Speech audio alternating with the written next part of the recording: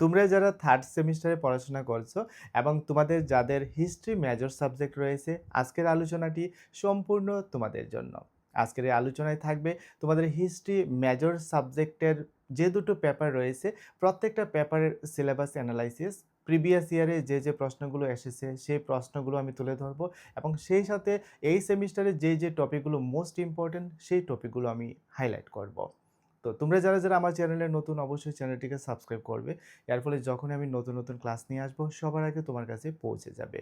আর হ্যাঁ, তোমরা যারা অনলাইনে স্টাডি করতে চাও, গুগল প্লে স্টোর থেকে আমাদের স্কুল অফ মেরিটের মোবাইল অ্যাপ ইনস্টল করে নেবে। এর ফলে তুমি ঘরে বসেই তোমার ইন্টারনাল পরীক্ষার প্রশ্নপত্রের সলিউশন, তোমার অ্যাসাইনমেন্টের সলিউশন এবং আসন্ন ফাইনাল পরীক্ষার জন্য 100% কমন সাজেশন পেয়ে যাবে। আর কথা না বাড়িয়ে আমরা আমাদের মূল আলোচনায় ফিরে যাচ্ছি। প্রথমে আমরা দেখে নেব তোমাদের হিস্ট্রি মেজর সাবজেক্টের যে পেপার 5 রয়েছে, সেই পেপার 5 যেটা তোমাদের 3rd সেমিস্টারে 301C নামে পরিচিত। এই পেপার 5 এর আরেকটা নাম হচ্ছে 301C। এই 301C এর মধ্যে যে পেপারের নামটা হচ্ছে rise of the modern West. এখানে টাইম পিরিয়ডটা দেওয়া রয়েছে মিড 15 থেকে লেট 18 সেঞ্চুরি, অর্থাৎ পঞ্চদশ শতাব্দীর মাঝামাঝি সময় থেকে অষ্টাদশ শতাব্দীর শেষ সময় পর্যন্ত। যে এখানে rise of the modern West, modern West মানে কি? মডার্ন ওয়েস্ট মানে হচ্ছে আধুনিক পাশ্চাত্য, অর্থাৎ আধুনিক পাশ্চাত্যের উত্থান। সময়টা দেওয়া হয়েছে পঞ্চদশ শতাব্দীর মাঝামাঝি সময় থেকে অষ্টাদশ শতাব্দীর শেষ সময় পর্যন্ত। তো তোমাদের এই সিলেবাসের উপর ফার্স্ট ইউনিটে যে 4টা টপিক রয়েছে সেগুলোর মধ্যে প্রথম টপিকটা লক্ষ্য করো, crisis and decline of feudalism in western Europe. অর্থাৎ ওয়েস্টার্ন ইউরোপ মানে কি? পশ্চিমা ইউরোপ। অর্থাৎ পশ্চিমা ইউরোপের মধ্যে যে ফিউডালিজম, যে সামন্ততন্ত্র বা সামন্তবাদ ছিল, সেটার ক্রাইসিস এবং ডিক্লাইন, অর্থাৎ সেটার সংকট এবং সেটার পতন। তারপর সেকেন্ড টপিকটা দেখো, রাইজ অফ অ্যাবসোলিউট মোনার্কিস, অর্থাৎ চরম রাজতন্ত্র, নিরঙ্কুশ রাজতন্ত্র ইন ইংল্যান্ডে রিজনস, তার পেছনে কী কী কারণ ছিল। 3 নম্বর টপিক দেখো, rise of absolute monarchies in France and Spain, অর্থাৎ ফ্রান্স এবং স্পেনের মধ্যেও অ্যাবসোলিউট মোনার্কিস বা চরম বা নিরঙ্কুশ রাজতন্ত্র যেটাকে আমরা বলে থাকি, সেটার যে উত্থান, সেই উত্থানের কারণসমূহ। আর 4 নম্বর হচ্ছে 30 ইয়ার্স ওয়ার, অর্থাৎ 30 বছর ব্যাপী যে যুদ্ধ, অ্যান্ড ট্রিটি অফ ওয়েস্টফেলিয়া, এবং ওয়েস্টফেলিয়া যে সন্ধি বা চুক্তি, এটার কজ অ্যান্ড সিগনিফিকেন্স এগুলো। তো এই টপিকগুলোর মধ্যে গত বছর তোমাদের পরীক্ষাতে চলে এসেছে 2 নম্বর টপিকের উপরে, অর্থাৎ অ্যাবসোলিউট মোনার্কিস ইন ইংল্যান্ড, তার যে রিজনগুলো ছিল। তারপর কোশ্চেন চলে এসেছে rise of absolute monarchies in Spain, এখানের মধ্যে ফ্রান্সের টপিকের উপর আসেনি, স্পেনের উপরে এসেছে। তারপর তোমাদের কোশ্চেন চলে এসেছে 30 ইয়ার্স ওয়ার, অর্থাৎ 30 বর্ষব্যাপী যুদ্ধ। অর্থাৎ 3টা কোশ্চেন চলে এসেছে এই ফার্স্ট ইউনিট থেকে। তো এই ফার্স্ট ইউনিট থেকে এই 3টা টপিক বাদ দিলে এই বছর তোমাদের যে টপিকের উপর প্রশ্ন 100% ইম্পর্ট্যান্ট, অর্থাৎ একটা টপিক পড়লেই তোমাদের পরীক্ষাতে কমন পড়বে, সেটা হচ্ছে crisis and decline of feudalism in western Europe. এই টপিকটার উপর তোমরা ভালো করে জোর দিয়ে পড়বে, দেখবে তোমাদের 100% পরীক্ষাতে কমন পড়বে। আমাদের স্কুল অফ মেরিটের অনলাইন প্ল্যাটফর্মে প্রশ্ন দিয়ে দিয়েছি যে কীরকমভাবে কোশ্চেনটা আসবে, কয়টা পার্টে কোশ্চেনটা আসবে। শুধুমাত্র টপিক যদি তোমাদের দিয়ে দিই, টপিকের উপর বেস করে তোমরা কোশ্চেন কয়টা প্রিপেয়ার করবে। একটা টপিকের উপর 10টা কোশ্চেন তৈরি করা যায়। তো তার মধ্যে কোন কোশ্চেনটা পরীক্ষাতে আসবে, ওই কোশ্চেনটা আমাদের অনলাইন প্ল্যাটফর্মে দেওয়া রয়েছে উত্তরসহ। যদি আমাদের অনলাইন প্ল্যাটফর্মে এসে সেমিস্টার শুরু থেকে স্টাডি করতে চাও, তাহলে আজই স্ক্রিনে দেওয়া মোবাইল নম্বরে যোগাযোগ করতে পারো। আমি বিস্তারিত জানিয়ে দেবো যে কীভাবে আমাদের অনলাইন প্ল্যাটফর্মে যুক্ত হবে এবং কীভাবে আমাদের কাছ থেকে নোটস, সাজেশন এগুলো তোমরা নিতে পারবে। তো চলো আমরা এবার সেকেন্ড ইউনিটটা দেখে দিচ্ছি। সেকেন্ড ইউনিটে তোমাদের যে টপিকগুলো রয়েছে সেগুলোর মধ্যে আমাদের প্রথম টপিকটা কি রয়েছে দেখো। প্রথমত তোমাদের রয়েছে যে রেনেসান্স, অর্থাৎ যে নবজাগরণের কথা আমরা বলি, যে বাংলাতে যেটাকে আমরা রেনেসা বা নবজাগরণ বলে থাকি। এটার meaning, causes, nature, spread, limitation, growth of humanism. অর্থাৎ এখানে রেনেসার যে অর্থ, তার কজ, তার যে প্রকৃতি, তার যে বিস্তার এবং লিমিটেশন কী কী রয়েছে, এবং গ্রোথ অফ হিউম্যানিজম অর্থাৎ মানবতাবাদের যে বিস্তার বা গ্রোথ, এই বিষয়টা। তারপর থাকছে রিফরমেশন। রিফরমেশন মানে কি? ধর্মীয় যে সংস্কার আন্দোলনগুলো, ওইগুলোকে আমরা রিফরমেশন বলে থাকি। তো এই রিফরমেশনের কি আর রয়েছে দেখো, অরিজিন মানে উৎপত্তি। তারপর একটা কোর্স মানে কি? এটার গতি, প্রকৃতি। তারপর ভ্যারাইটিস, এটার যে বিভিন্ন প্রকারভেদ বা ধরন। তারপর সিগনিফিকেন্স, এটার গুরুত্ব। আর এটা রয়েছে কি? Counter reformation. এই কাউন্টার রিফরমেশন মানে কি? যে প্রতিবাদী যে বিভিন্ন আন্দোলনগুলো সংগঠিত হয়েছে, ওইগুলোকে আমরা কাউন্টার রিফরমেশন বলে থাকি। তারপর 3 নম্বরে যে টপিকটা রয়েছে প্রিন্টিং রিভলিউশন ইমপ্যাক্ট, অর্থাৎ মুদ্রণ বিপ্লব যেটাকে আমরা বলে থাকি। তারপরে এখানে রয়েছে জিওগ্রাফিক্যাল এক্সপ্লোরেশন, অর্থাৎ ভৌগোলিক যে এক্সপ্লোরেশন মানে কি আবিষ্কার, ভৌগোলিক আবিষ্কার আমরা বলে থাকি। যেমন এটার মোটিভস, এটা কি লক্ষ্য ছিল, উদ্দেশ্য ছিল। এবং এখানে আর্লি ভয়েজেস মানে কি যে প্রথম দিকে যে সমুদ্র অভিযান বা সমুদ্র যাত্রা, এই সমুদ্র অভিযান বা সমুদ্র যাত্রাগুলোর মধ্য দিয়ে কিন্তু জিওগ্রাফিক্যাল এক্সপ্লোরেশনগুলো হয়। যেমন ভাস্কো দা গামা এক্সপ্লোরেশন করেছিলেন আমরা জানি। অ্যান্ড বিগিনিংস অফ কলোনিয়ালিজম, অর্থাৎ কলোনিয়ালিজম মানে কি উপনিবেশবাদের যে শুরুটা with special reference to Spain and Portugal, অর্থাৎ স্পেন এবং পর্তুগালের বিশেষ উল্লেখপূর্বক। আর এই সেকেন্ড ইউনিট থেকে তোমাদের যে কোশ্চেন এসেছে রেনেসার উপরে কোশ্চেন চলে এসেছে, এটার উপর তোমাদের এই সেমিস্টারে পড়তে লাগবে না। তো এখানে সেকেন্ড টপিকের মধ্যেও এখানে কাউন্টার রিফরমেশন, প্রতিবাদী যে আন্দোলনগুলো, এই টপিকটা চলে এসছে। এবং 4 নাম্বার থেকে আমরা এখানে দেখি যে আর্লি ভয়েজেস, অর্থাৎ প্রথম দিকে যে সমুদ্র যাত্রা and beginnings of colonialism with special reference to Spain, এই টপিকটা চলে এসছে।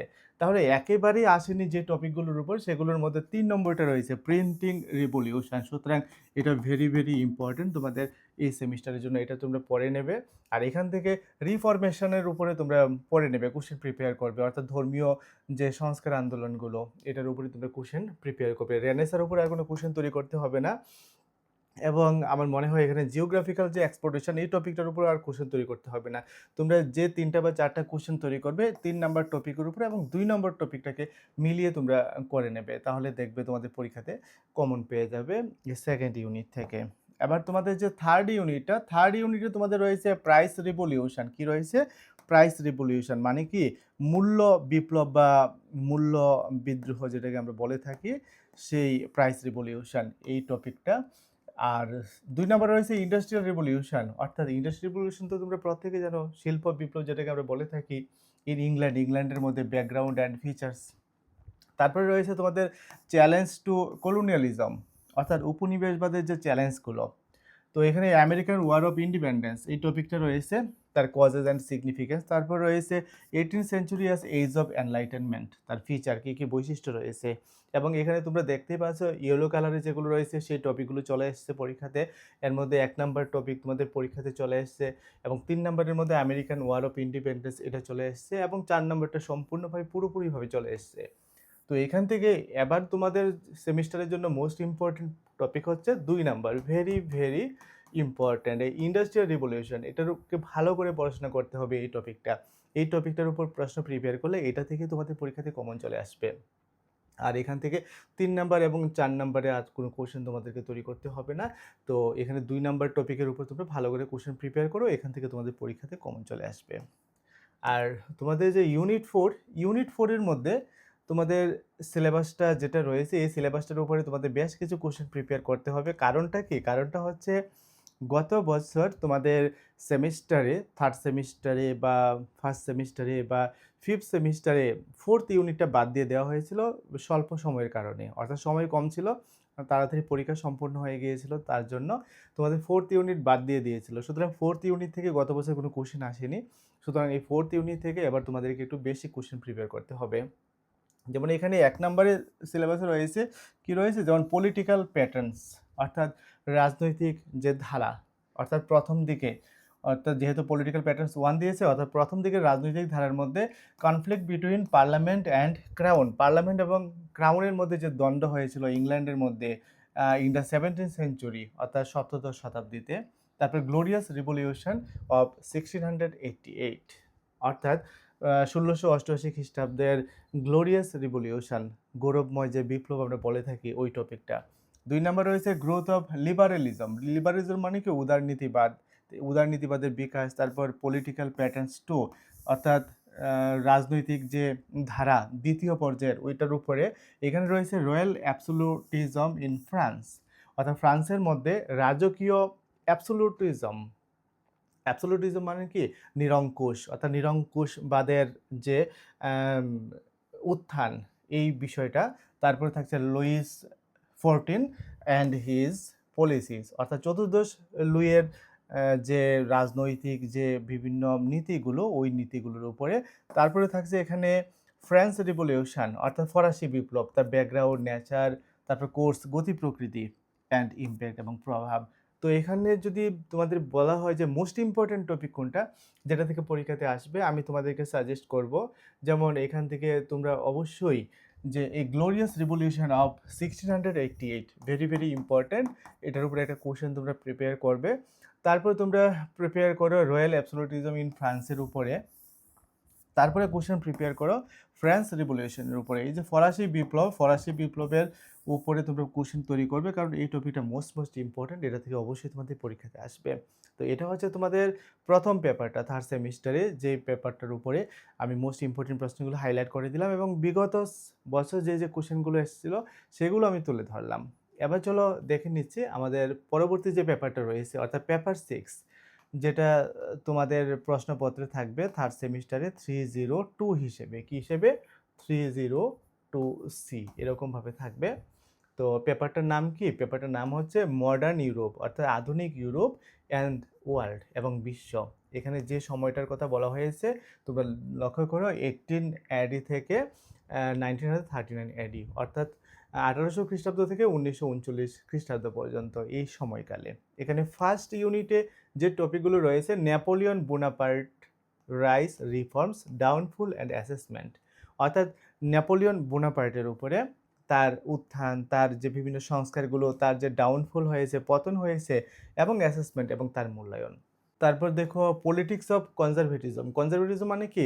রক্ষণশীল, অর্থাৎ রক্ষণশীল রাজনীতি। এই রক্ষণশীল রাজনীতির মধ্যে Congress of Vienna Congress and Metternich system, Metternich ব্যবস্থা। তারপর রয়েছে July revolution of 1830, causes and results. তারপর রয়েছে February revolution of 1848, causes and results.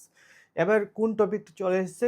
Topic চলে এসেছে এখানে নেপোলিয়ন বোনাপার্টের ডাউনফলের উপর চলে এসেছে। সুতরাং নেপোলিয়ন বোনাপার্ট তোমরা না পড়লেও হবে। আর যদি একটা প্রশ্ন আমাদের প্রিপেয়ার করতে হয়, তার রিফর্মসের উপরে আমরা করতে পারি। আর 2 নম্বরে পলিটিক্স অফ কনজারভেশন, এখানে কংগ্রেস অফ ভিয়েনা, ম্যাটারনিক সিস্টেম, এই ভিয়েনা কংগ্রেস, ম্যাটারনিক সিস্টেম, এটার উপর তোমাদের কোশ্চেন প্রিপেয়ার করতে হবে। আর মোস্ট ইম্পর্টেন্ট টপিক হচ্ছে তোমাদের জুলাই রিভলিউশন। এই জুলাই রিভলিউশনের উপর তোমাদের পরীক্ষাতে অবশ্যই আসবে। কেউ যদি মনে করো রিস্ক নিয়ে একটা টপিকের উপর প্রশ্ন প্রিপেয়ার করবে, সেটা হবে জুলাই রিভলিউশন। কারণ হচ্ছে 4 নম্বরে ফেব্রুয়ারি রিভলিউশন, এই টপিকটা চলে এসেছে, এটার উপরে আর কোনো কোশ্চেন তোমাদের প্রিপেয়ার করতে হবে না। এবার চলো তোমাদের যে সেকেন্ড ইউনিটে তোমাদের কি থাকছে? তোমাদের থাকছে ন্যাশনালিজম। ন্যাশনালিজম মানে কি? ন্যাশনালিজম মানে হচ্ছে জাতীয়তাবাদ। কোথায় জাতীয়তাবাদ? ন্যাশনালিজম ইন ইউরোপে জাতীয়তাবাদ। এখানে ইউনিফিকেশন অফ ইটালির যে ঐক্যবদ্ধকরণ, এই ঐক্যবদ্ধকরণে মেজির ভূমিকা, তারপর গ্যারিবল্ডির ভূমিকা, ক্যাবোরের ভূমিকা। তারপর আরেকটা পার্ট রয়েছে unification of Germany, rule of Bismarck and his diplomacy till 1890, যদিও এই টপিকটা বা এই পার্টটা কিন্তু চলে এসেছে। তারপর হচ্ছে দ্য ইস্টার্ন কোশ্চেন। ইস্টার্ন মানে কি? যেমন প্রাচ্য যে প্রশ্নাবলী, যে ওয়েস্টার্ন মানে হচ্ছে পাশ্চাত্য আর ইস্টার্ন মানে হচ্ছে প্রাচ্য। ব্যাকগ্রাউন্ড অ্যান্ড নেচার, তার যে পটভূমি, তার যে প্রকৃতি, তারপর বলকান ওয়ার্স অর্থাৎ বলকানের যুদ্ধ। তারপর 3 নম্বর হচ্ছে দ্য রাশিয়ান রিভলিউশন অফ 1917, 1917 সালের রাশিয়ার যে বিপ্লব, তার ব্যাকগ্রাউন্ড এবং তার ইম্প্যাক্ট। তারপর থাকছে তোমাদের যে আমেরিকান সিভিল ওয়ার, আমেরিকার যে গৃহযুদ্ধ, তার causes, impact, rule of Abraham Lincoln. এবার চলো দেখি আমরা এই ইউনিট থেকে কি কি প্রশ্ন চলে এসেছে গত বছর। এখানে ইউনিফিকেশন অফ জার্মানির, rule of Bismarck and his diplomacy, এটা চলে এসেছে। আর কোনো কোশ্চেন আমরা দেখতে পাচ্ছি না। তাহলে এইবার তোমাদের মোস্ট ইম্পর্টেন্ট হবে, একটা কোশ্চেন প্রিপেয়ার করলে একটা কোশ্চেন থেকে তোমরা পাবে আমেরিকান সিভিল ওয়ার। এই কোশ্চেনটা একটু ভালো করে প্রিপেয়ার করবে, এটার উপর তোমাদের পরীক্ষাতে আসবে। তো তোমাদের পরীক্ষাতে আসতে পারে রাশিয়ান রিভলিউশন অফ 1917 উপরে। তারপর ইস্টার্ন কোশ্চেনের মধ্যে এখানে ব্যাকগ্রাউন্ড অ্যান্ড নেচার বা বলকান ওয়ার্স, এই টপিকের উপরে একটা কোশ্চেন তোমরা প্রিপেয়ার করতে পারো। ওভারঅল 2, 3 এবং 4 এই পার্ট থেকে তোমাদের এবার কোশ্চেন আসবে এই বছর। আর তোমাদের যে থার্ড ইউনিটে কি রয়েছে? থার্ড ইউনিটে তোমাদের সিলেবাসে রয়েছে ফার্স্ট ওয়ার্ল্ড ওয়ার, অর্থাৎ প্রথম বিশ্বযুদ্ধ। প্রথম বিশ্বযুদ্ধ থেকে কি রয়েছে? তার ব্যাকগ্রাউন্ড, অর্থাৎ তার যে কি কারণ রয়েছে, তার ইম্প্যাক্ট। তো এখানে ভার্সাইলস সেটেলমেন্ট, অর্থাৎ ভার্সাই সেটেলমেন্ট যেটাকে আমরা বলে থাকি, তো এটা। তো এখান থেকে তোমাদের প্রিপেয়ার করতে হবে ফার্স্ট ওয়ার্ল্ড ওয়ারের ব্যাকগ্রাউন্ড এবং ইম্প্যাক্টটা, যেহেতু এই ভার্সাই সেটেলমেন্টের উপর পরীক্ষাতে চলে এসেছে। তো এখানে 2 নম্বরে রয়েছে দেখো পোস্ট ওয়ার ক্রাইসিস 1, অর্থাৎ পোস্ট ওয়ার মানে কি? যুদ্ধ পরবর্তী, ক্রাইসিস মানে সংকট। তো এখানে ইকোনমিক ডিপ্রেশন অফ 1929, অর্থাৎ অর্থনৈতিক মন্দা 29 সালের কজেস অ্যান্ড ইমপ্যাক্ট, তার কী কী কারণ ছিল এবং তার কী কী প্রভাব পড়েছিল বা ফলাফল হয়েছিল। তো এখান থেকে rice of totalitarian রেজিমস in Germany, অর্থাৎ জার্মানিতে যে সর্বগ্রাসী যে শাসন ব্যবস্থা ওইটার উপরে। তারপর ইটালিতে। তারপর লিগ অফ নেশনস অর্থাৎ জাতিসংঘের ফরমেশন, তার গঠন এবং পারফরম্যান্স, তার কী কী পারফরম্যান্স ছিল। আর সর্বশেষ টপিক হচ্ছে origins and impacts of the second world war. এই টপিকটা চলে এসেছে, এটার উপর কোশ্চেন প্রিপেয়ার করতে হবে না। ইকোনমিক ডিপ্রেশনের উপরে কোশ্চেন তৈরি করতে হবে না। ভার্সাই সেটেলমেন্টের উপরে কোশ্চেন প্রিপেয়ার করতে হবে না। তাহলে তোমাদের এই বছর পরীক্ষাতে আসবে লিগ অফ নেশনসের উপর কোশ্চেন, তোমরা অবশ্যই ভালো করে পড়বে। আর তোমাদের পড়তে হবে এখান থেকে ফার্স্ট ওয়ার্ল্ড ওয়ারের যে ব্যাকগ্রাউন্ডটা, এটার যে ইমপ্যাক্টটা। আর এখান থেকে তোমরা পড়তে পারো রাইস অফ টোটালিটারিয়ান রিজিমসের উপরে। পার্টিকুলার এই টপিকগুলো পড়াশোনা করলে এগুলো থেকে তোমাদের এবার সেমিস্টারে কমন পড়বে।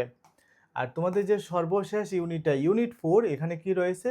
এখানে তোমাদের সিলেবাসে রয়েছে দেখো ইন্ডাস্ট্রিয়ালাইজেশন ইন ইউরোপ, অর্থাৎ ইউরোপে যে ইউরোপের শিল্প বিপ্লবের কথা আমরা প্রত্যেকেই জানি।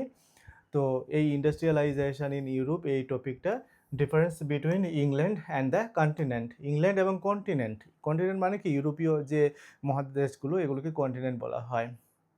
তো এখানে ইউটোপিয়ান অ্যান্ড মার্ক্সিয়ান সোশ্যালিজম, ইউটোপিয়ান এবং মার্ক্সীয় যে সমাজতন্ত্রবাদ, এই টপিকটা। তারপর রাইস অফ ওয়ার্কিং ক্লাস, অর্থাৎ শ্রমিক শ্রেণীর তাদের উত্থান, অ্যান্ড ওয়ার্কিং ক্লাস মুভমেন্ট, অর্থাৎ শ্রমিক শ্রেণীর যে আন্দোলন।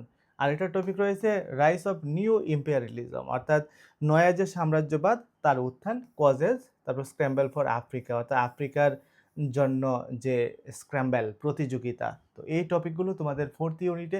আর 4th ইউনিট থেকে গত বছর কোনো কোশ্চেন আসেনি একটাই কারণে, 4th ইউনিট ছিল না গত বছর। তো এখান থেকে তোমাদের যে প্রশ্নটা প্রিপেয়ার করতে হবে, ইন্ডাস্ট্রিয়ালাইজেশন ইন ইউরোপ, এটার উপরে একটা কোশ্চেন তোমাদের অবশ্যই প্রিপেয়ার করতে হবে। তারপর তোমাদের পরীক্ষাতে আসার সম্ভাবনা রয়েছে যেমন রাইস অফ নিউ ইম্পেরিয়ালিজম, তার কজেস, কারণগুলো কী কী ছিল, এই টপিকটা।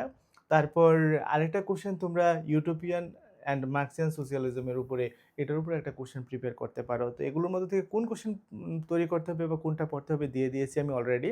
আবারও বলছি, যদি আমাদের অনলাইন প্ল্যাটফর্মে এসে প্রিপারেশন নিতে চাও সেমিস্টারের শুরু থেকে এবং ভালো স্কোর করার জন্য, ভালো ফলাফল করার জন্য, আজই যোগাযোগ করো স্ক্রিনে দেওয়া মোবাইল নম্বরে।